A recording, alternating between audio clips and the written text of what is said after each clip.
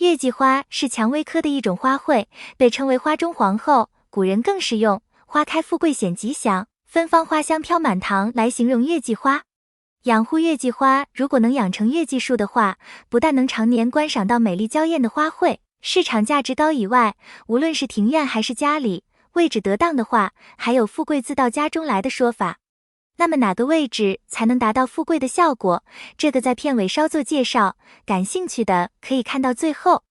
今天还是重点来说一说自己怎么打造出一棵棒棒糖的月季树。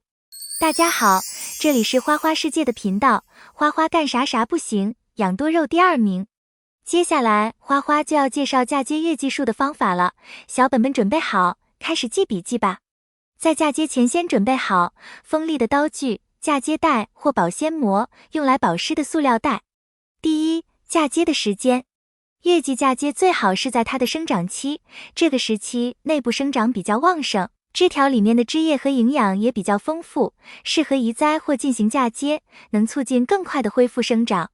如果你那里的温度保持在20度左右的话，那么随时可以嫁接。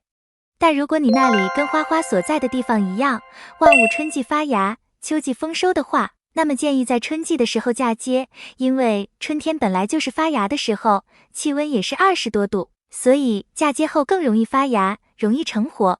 但如果你那里是秋天万物复苏，那么就秋天嫁接。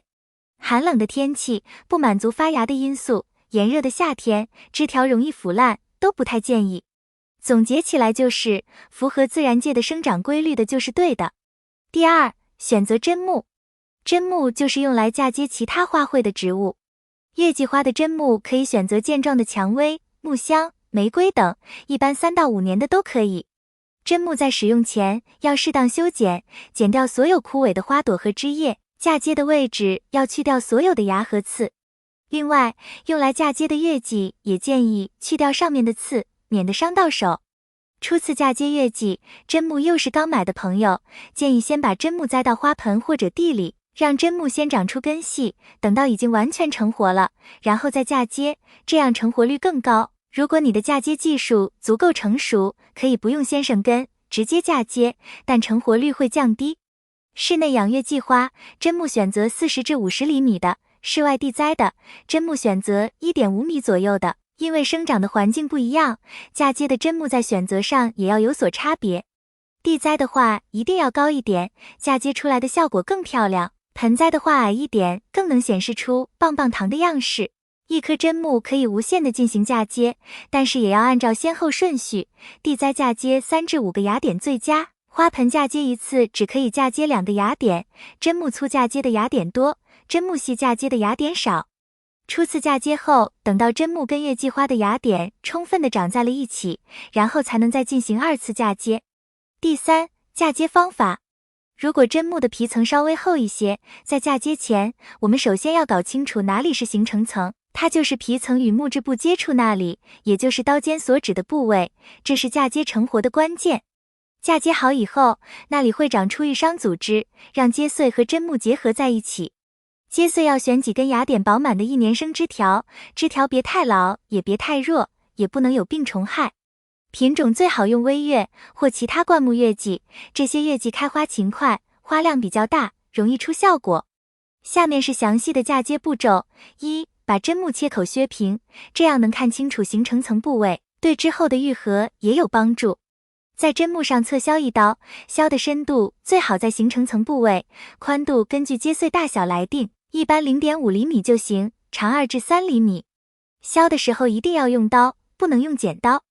2. 削接穗，用锋利的小刀在芽点附近削2个切面，靠针木的一面削得长一点，靠外面的部分削得稍短一点，外面的比针木面短 0.5 厘米为宜。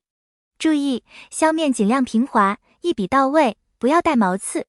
3. 把接穗插入针木切口，靠针木的一面留一点白，留白是为了之后愈合得更好。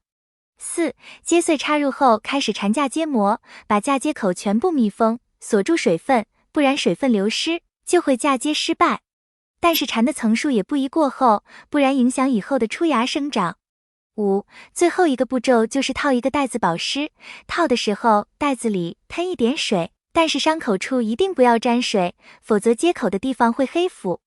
嫁接完成后，放在半阴凉的地方，过几天要注意观察接穗，如果芽点开始萌发，长得红红的样子，那嫁接基本成活。成活后，不要一下子把袋子拿掉，先把套的袋子弄一个小拇指粗的小孔，过2天再把孔弄大一点，这样让它慢慢适应外面的环境，再过2天就可以把袋子拿掉了。缠绕膜也不要解开太早，等到新芽长到10厘米左右时再解开也不晚。嫁接后的养护要放在阴凉处，不要晒太阳，不要淋到雨，这个是嫁接的基本常识。除此以外，尽量不要去搬动它，在养护时也要注意，不要总去触碰接穗，此时接口还没有愈合，经常搬动或触摸它，会影响正常生长愈合。嫁接好的月季树想要起到风水作用的话，有庭院的栽种在中间位置，室内养护的建议放到阳台上，这样才能起到风水的效果。一定不要放到卧室。当然风水一事，信则有之，不信也是最好的风水。以上就是介绍棒棒糖月季树的嫁接方法，内容如果有不足，还请多多指摘。